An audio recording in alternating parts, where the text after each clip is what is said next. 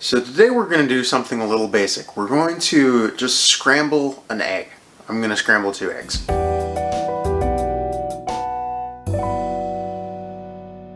The inspiration for this came from a conversation I was having with a college student who was about to graduate. I've been staying in my parents' house for however many years. I'm about to get out on my own. I don't even know how to scramble an egg. So let's show you how to do it right, how not to make it into garbage, because eggs turn to garbage pretty fast. What I'm going to show you today is the sort of classic American diner style of scrambled eggs. There are many different types of scrambled eggs which we can explore later. Let's just do this one for now. You're going to need a bowl to mix in and something to mix it with, and you can get away with a cereal bowl and a fork. I like a little bit bigger of a bowl, something I can really get some eggs whipping around in, and a French whisk. I'm going to have all this stuff linked in the description below if you want to pick it up, and I also have lists on my website of how to kind of build out your kitchen, gear that I deem necessary, and how you can go from there. One thing that you should have for this style of scrambled eggs is a non-stick skillet. This one is 8 inches or 20 centimeters, and this will comfortably do 2-3 eggs. One thing that I'm pretty adamant about in my kitchen is getting some eggs that are free range, that are cage free. It's not just about the health and well-being of the animals, which is also very important, but if they're free range, they can walk around, they can eat bugs, they have a much more diverse diet, which equals a much better nutrition structure in our eggs. Also butter, that's actually probably about what we need, slightly less than a tablespoon. Let's turn this on to maybe a medium-low heat. Once our butter is nice and melty, we can get our eggs in there. And 2 eggs. I want to crack my eggs on the countertop and bring them into the bowl. If you crack them on the edge, you stand more chance of getting a shell into your eggs, and also it cracks sort of in a straight line. It's not very much of a natural crack, so it's a little bit harder to separate. Now when I beat eggs, I tend to hold them right here at my hip, and the motion that you want is coming up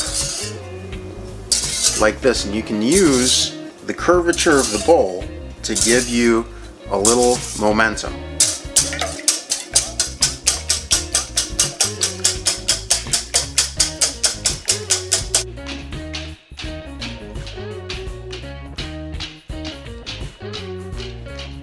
You can achieve the same thing with the fork.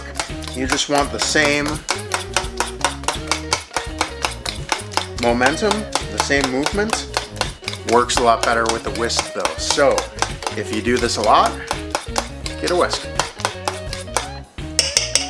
The other tool you'll need is a rubber or silicone spatula. When that butter's nice and melty, we're going to get our eggs in. And we're already forming a curd on the bottom. See, we're just kind of moving that curd aside, making room for liquid eggs on the bottom, and we leave it for a little bit. Maybe 5 to 10 seconds, depending on how low your heat is.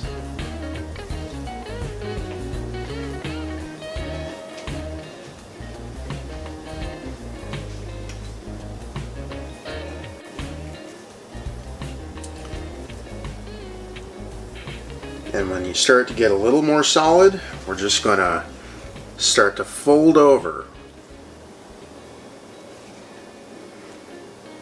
It's a process. It doesn't happen all at once, but you cannot walk away, because when it happens, it does happen all at once.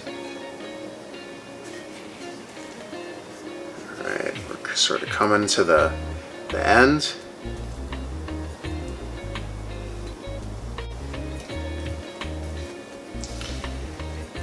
Flip these over and let them set. Maybe one more flip of the whole thing.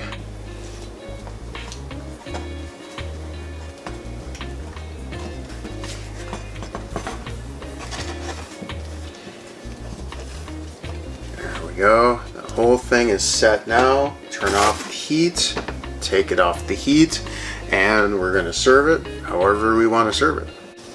A little salt, a little pepper. This is 2 eggs. I would serve this with toast. I have some tomatoes here, maybe some bacon, sausage links. I'll have videos on all that stuff in the future. Hash browns. You hear a lot of times, especially from professional chefs, that you shouldn't salt your eggs. You shouldn't season your eggs until they're ready to be served. The person consuming the eggs should probably be the one seasoning their eggs. And for the most part, I agree with that. Eggs are a pretty personal thing. There's thousands of ways to prepare an egg and everyone kind of likes them different. But if you're the only one eating your eggs, go ahead and salt your eggs. Make them how you want them. The point is that you're making them. All right, let's try this out. And this doesn't have to come off all in one piece like I did it either. This can be a couple of larger curds. This can be some smaller, looser curds. What I have here is a little bit looser in the middle. And a lot of that, it's focusing on my face here. A lot of that is the butter and the folds that we did in there. So if you like your eggs a little more firm, feel free to do them a little more firm. I like you to try them like this because it is a very creamy egg experience.